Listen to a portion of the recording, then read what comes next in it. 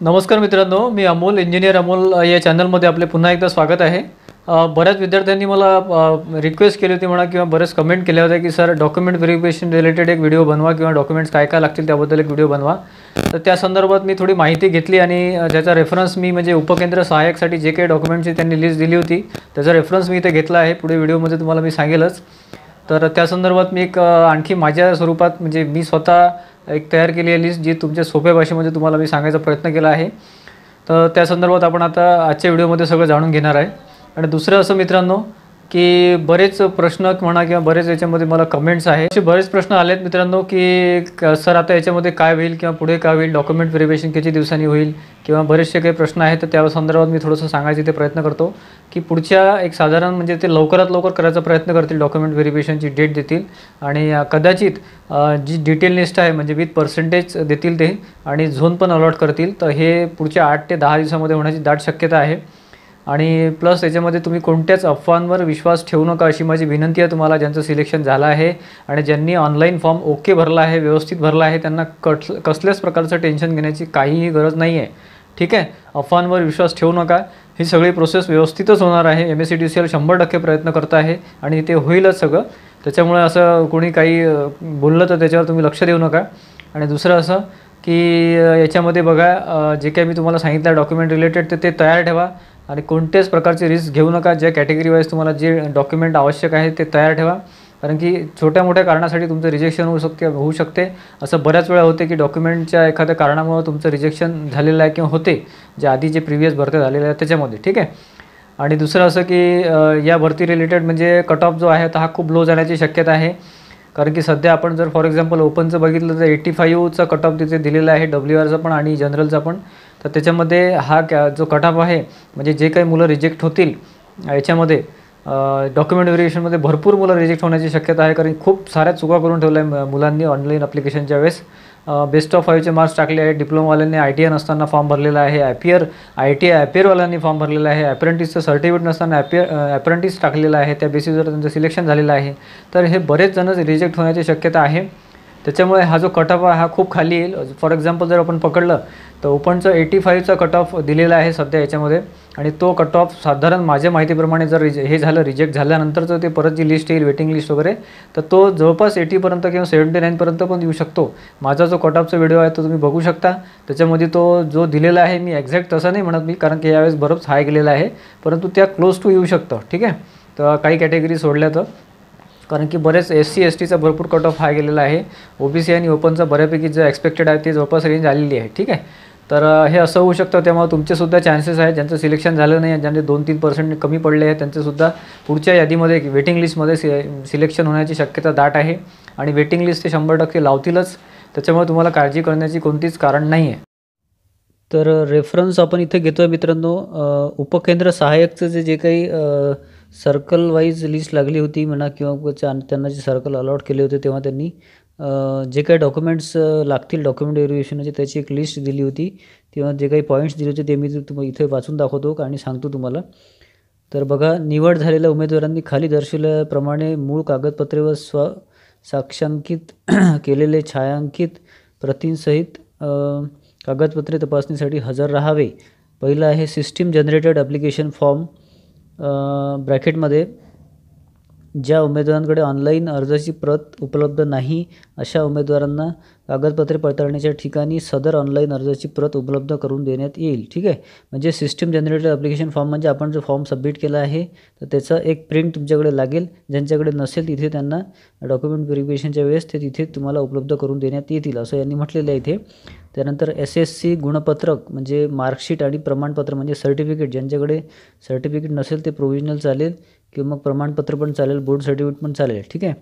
त्याच्यानंतर ITI प्रमाणपत्र, centre of excellence electrical sector प्रमाणपत्र व राष्ट्रीय व्यवसाय प्रमाणपत्र इत्यादी. म्हणजे ITI इलेक्ट्रिशियन वायरमन दोन्ही चालतात. Centre of excellence electrical sector प्रमाणपत्रच पाहिजे आणि राष्ट्रीय व्यवसाय प्रमाणपत्र इत्यादी. त्यानंतर चौथा आहे शिकाऊ उमेदवार म्हणजे अप्रेंटिसशिप अधिनियम 1961 अन्वये राष्ट्रीय शिकाऊ उमेदवारी पूर्ण झाल्यानंतर वीज तंत्री तारतंत्री इलेक्ट्रिशियन आणि वायरमन व्यवसायातील अथवा सेंटर ऑफ एक्सेलन्स इलेक्ट्रिकल सेक्टरमधील राष्ट्रीय व्यवसाय प्रशिक्षण परिषद NCTVT नवी दिल्लीकडून देण्यात येणारे प्रमाणपत्र, म्हणजे अप्रेंटिस झाली असेल तर त्यांचं दिल्लीचं प्रमाणपत्र इथे लागेल तुम्हाला, ते आवश्यक आहे. त्यानंतर राष्ट्रीय शिकाऊ उमेदवारी पूर्ण झाल्यानंतर संबंधित इलेक्ट्रिशियन, वायरमन व्यवसायातील अथवा इलेक्ट्रिकल सेक्टरमधील विद्युत क्षेत्रातील 2 वर्षाचा अनुभवाचे प्रमाणपत्र. ज्याच्यामध्ये बघा तुमचं जे ITI आहे तेच 2 वर्षाचं असतं, तर तेच इथे लागेल, वेगळा काही इथे अनुभवाची गरज नाही आहे. ठीक आहे. आणि ॲप्रेंटिस जे काही तुम्ही केलेली आहे तेच इथे लागतं. म्हणजे ॲप्रेंटिस राष्ट्रीय शिकाऊ उमेदवारी पूर्ण झाल्यानंतर म्हणजे तुमचं हे ॲप्रेंटिसशिप जी झालेली असते ते सर्टिफिकेशन इथं फार महत्त्वाचं आहे. चौथा याचे बघा 6वा पॉईंट आहे, जर तदर्थ मंडळ, महावितरण, महापारेषण, महानिर्मिती कंपनीमध्ये वीजतंत्री, तारतंत्री व्यवसायातील शिकाऊ उमेदवारी प्रशिक्षण पूर्ण केले असेल, अशा उमेदवारांचा प्रशिक्षणाचा कालावधी पूर्ण म्हणून ग्राह्य धरण्यात येईल. तथापि उमेदवारांनी शिकाऊ उमेदवारी कालावधी व उमेदवाराचा कालावधी एकूण 2 वर्षाचा असणे आवश्यक आहे. ठीक आहे. म्हणजे इथून या तिन्ही कंपनीमधून ॲप्रेंटिस केलेली असेल तर त्याचं 2 वर्षाचं इथे म्हटलेलं आहे त्यांनी की इथे पाहिजे म्हणून शिकाऊ उमेदवाराचा कालावधी अनुभव लागेल समजा. तर हे 2 वर्ष म्हणजे आपले ITIचेच आहे आणि तुम्ही ॲप्रेंटिस जे केलेली आहे त्याची. त्याच्यामध्ये 3ही कंपन्यांचं इथे मेन्शन केलेलं आहे, महावितरण, महापारेषण, महानिर्मिती. त्यानंतर 7वा पॉईंट आहे जातीचे प्रमाणपत्र, कास्ट सर्टिफिकेट. नंतर जात वैधता प्रमाणपत्र, कास्ट व्हॅलिडिटी सर्टिफिकेट. वैधता प्रमाणपत्र नसलेल्या उमेदवारांनी जाती वैधताबाबतची सोबत जोडलेली यादीतील नमूद केलेले कागदपत्रे सादर करावी. म्हणजे जात वैधता प्रमाणपत्र आवश्यक आहे. जर नसतील तर त्याकरता जे जे डॉक्युमेंट्स लागतात ते काही लिस्ट आहे, मी तुम्हाला ती लिस्ट पुढच्या आता याच्यामध्ये सांगेलच तुम्हाला. तर ते सुद्धा मी इथे लिस्ट पूर्ण तुम्हाला वाचून दाखवतो पुढच्या याच्यामध्ये. तर समांतर आरक्षणाच्या पृष्ठार्थ सक्षम प्राधिकाराकडून विहित केलेले प्रमाणपत्र. उमेदवारांनी एक किंवा एकापेक्षा जास्त समांतर आरक्षणाची नोंद ऑनलाईन अर्जामध्ये केली असल्यास तशी सर्व प्रमाणपत्रे, कागदपत्र, म्हणजे जे काही आपलं आरक्षण असेल, जे काही तुम्ही हँडिकॅप वगैरे असाल किंवा तुम्ही असं कोणत्या याच्यामध्ये असाल, तुम्ही समजा आता SC कॅटेगरीमध्ये हँडिकॅपमध्ये असेल, ॲप्रेंटिस असेल किंवा आणखी काही प्रमाणपत्र, महिला आरक्षणाचं प्रमाणपत्र, हे सगळे प्रमाणपत्र तुम्हाला लागतीलच. ते मी तुम्हाला शॉर्टमध्ये एक मी काढून ठेवलेलं आहे, ते तुम्हाला सांगेलच मी तुम्हाला आता. नंतर प्रावीण्यप्राप्त खेळाडू व्यक्तींसाठी असलेल्या आरक्षणाचा दावा करणाऱ्या उमेदवारांच्या बाबतीत शासन निर्णय दिनांक 18/8/16 अन्वये क्रीडा विषयक विहित अर्थ धारण करीत असलेबाबत सक्षम प्राधिकरणाने खेळाचे प्रावीण्य प्रमाणपत्र कागदपत्रे पडताळणी दिवशी सादर करणे आवश्यक आहे. म्हणजे स्पोर्ट्स सर्टिफिकेट नॅशनल लेवलचं घेतात मित्रांनो. इथे नॅशनल लेवलचं जे स्पोर्ट्स सर्टिफिकेट असेल ते इथे आवश्यक आहे. तुमच्याकडे जे काही असेल ते तुम्ही आणू शकता. अन्यथा सदर उमेदवाराची उमेदवारी रद्द करण्यात येईल. स्पोर्ट्स प्रमाणपत्र आवश्यक आहे जर तुम्ही स्पोर्ट्स कोट्यामध्ये जर फॉर्म भरला असेल तर. म्हणजे आपण जो ऑनलाईन फॉर्म भरतो तो खूप महत्त्वाचा आहे, ते तुम्ही लक्षात घेऊन त्यानुसार सर्टिफिकेट इथे हजर करणे आवश्यक असतं डॉक्युमेंट व्हेरिफिकेशनच्या दिवशी. अधिवास प्रमाणपत्र म्हणजे डोमेसाईल सर्टिफिकेट हे प्रत्येकाला आवश्यक आहे. सक्षम प्राधिकाऱ्यांनी निर्गमित केलेले नॉन क्रिमिनल आवश्यक आहे. तर बघा मी एक शॉर्टमध्ये तुम्हाला समजेल अशा भाषेत एक लिस्ट तयार केली आहे मित्रांनो. विद्युत सहाय्यक डॉक्युमेंट व्हेरिफिकेशन, इम्पॉर्टंट डॉक्युमेंट्स. 1 नंबरवर ऑनलाईन भरलेल्या फॉर्मची प्रिंट. मराठी भाषा प्रमाणपत्र म्हणजे 10वी-12वीमध्ये मराठी असेल तर ते पण चालेल, किंवा मग मराठी भाषा प्रमाणपत्र फारच सोपं आहे. तुम्ही जिथून 10वी किंवा 12वी केलं असेल तिथल्या प्राचार्यांना भेटायचं आणि त्यांना मराठी भाषेच्या प्रमाणपत्राबद्दल तुम्ही एक रिक्वेस्ट करू शकता, तुम्हाला ते मिळून जातील तिथून. ठीक आहे. ते लवकरात लवकर घ्या जर नसेल तर. आणि नंतर तिसरं आहे शैक्षणिक अर्हता गुणपत्रिका म्हणजे मार्कशीट आणि प्रमाणपत्र 10वी आणि 12वी आणि ITI इलेक्ट्रिशियन, वायरमन किंवा मग जे काही तुमचं असेल क्वालिफिकेशन त्याच्यानुसार.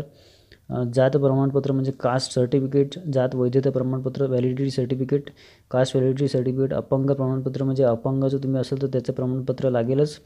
महाराष्ट्र रहिवासी प्रमाणपत्र म्हणजे डोमेसाईल. माजी सैनिक प्रमाणपत्र म्हणजे एक्स सर्व्हिसमॅनचं जे काही असेल तुमचं ते रिटायरमेंटचं असेल किंवा हे जे तुमचं सर्टिफिकेट राहते माजी सैनिकचं जे काही सर्टिफिकेट असेल तुम्हाला लागेल. नॉन क्रिमिलियर हे लेटेस्ट लागेल, त्यावर व्हॅलिड डेट असते, तर त्या डेटवर तुम्ही चेक करू शकता. तर ते नॉन क्रिमिनल लेटेस्ट अपडेटेड लागेल. प्रकल्पग्रस्त प्रमाणपत्र, भूकंपग्रस्त प्रमाणपत्र, ॲप्रेंटिसशिप प्रमाणपत्र. काही जणांनी ॲप्रेंटिसशिपचं टिक मार्क केलेलं आहे ऑनलाईनमध्ये, पण त्यांच्याकडे प्रमाणपत्र नाही आहे, हे रिजेक्ट होतील मित्रांनो. तुम्हाला तिथे ॲप्रेंटिसशिपचं प्रमाणपत्र आवश्यक आहे. ठीक आहे. अनुभव प्रमाणपत्र, जर अनुभव असेल तर त्याचं एक सर्टिफिकेट लागेल, नसेल तर ठीक आहे, ते अनुभवाची काही गरज नाही आहे.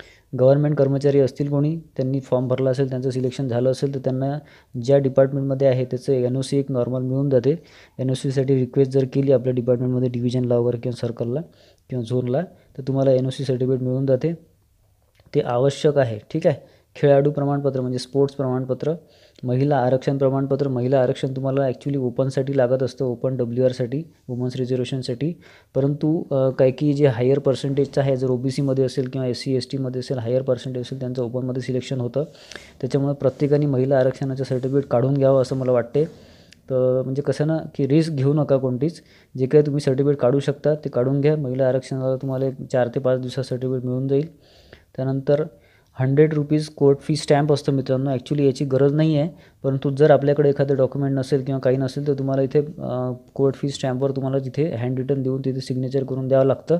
त्यासाठी एक ₹100चा कोर्ट फी स्टॅम्प तुम्ही ठेवा सोबत, असं मी तुम्हाला स्वतःहून सांगतो आहे. ॲक्च्युली गरज नाही आहे, पण तुम्ही ठेवू शकता सोबत, कारण की जिथे लागलं तर तुम्हाला लागेल तिथे. ठीक आहे. 3 पासपोर्ट फोटो तुम्ही सोबत ठेवा. आणि त्यानंतर बरं, पासपोर्ट फोटो हे कलरमध्ये लागेल तुम्हाला, तर ते पासपोर्ट फोटो ठेवा. जास्त असेल 4-5 फोटो असतील तर ठीकच आहे, नाही तर 3मध्ये होऊन जाईल तुमचं. ठीक आहे. आणि साधा फोटो घ्या, असं कोणताही वेगळाच असं चित्रवित्रित फोटो, टी-शर्ट वगैरे हे ते असं काही काढून देऊ नका. साध्या शर्टवर घ्या आणि मुलींनी साध्या सलवार सूटवर फोटो काढलेला चालेल. ठीक आहे. आणि 5 झेरॉक्स प्रत ठेवा. प्रत्येक कॉपीची 5-5 झेरॉक्स प्रत ठेवा. ॲक्च्युली इतकं लागणार नाही, 3मध्ये होऊन जाईल, पण एक्स्ट्रा ठेवा. आणि ते अटेस्टेड लागेल, म्हणजे तुम्हाला जे काही गॅझेटेड ऑफिसर आहे त्यांचं अटेस्टेशन त्याच्यावर लागेल. ठीक आहे. तर बघा, त्यानंतर जात वैधता प्रमाणपत्र नसल्यास लागणारी कागदपत्रे, म्हणजे समजा तुमच्याकडे कास्ट व्हॅलिडिटी नसेल तर तुम्हाला काय काय सोबत न्यावं लागेल. जर तुम्ही अप्लाय केलं असेल तर अप्लाय केल्याची रिसिप्ट पण असते, ते पण तुम्ही सोबत ठेवू शकता. नाहीतर हे सगळे डॉक्युमेंटची झेरॉक्स तुम्ही सोबत ठेवा. याच्यामध्ये बघा, अर्जदाराची उमेदवाराची कागदपत्रे, म्हणजे जो स्वतः अर्ज करतो आहे त्याची कागदपत्रे, जात प्रमाणपत्र, प्राथमिक शाळा सोडल्याचा दाखला, प्राथमिक शाळेतील जनरल रजिस्टरचा उतारा, हे तुम्हाला शाळेतून मिळून जाईल. जन्म नोंदीचा उतारा. ठीक आहे. त्यानंतर अर्जदाराच्या वडिलांचे कागदपत्र, याच्यामध्ये गाव नमुना नंबर 14 प्रमाणे जन्म मृत्यूचे नोंद रजिस्टरचा उतारा, प्राथमिक शाळा सोडल्याचा दाखला, प्राथमिक शाळेतील जनरल रजिस्टरचा उतारा, जात प्रमाणपत्र, वडील सेवेत असल्यास सेवा पुस्तिकेच्या पहिल्या पानाचा उतारा. ठीक आहे. त्यानंतर बघा, अर्जदाराच्या आजोबांचे कागदपत्रसुद्धा इथे लागेल, म्हणजे तुमचे जे आजोबा असतील, वडिलांचे वडील असतील त्यांचं लागेल.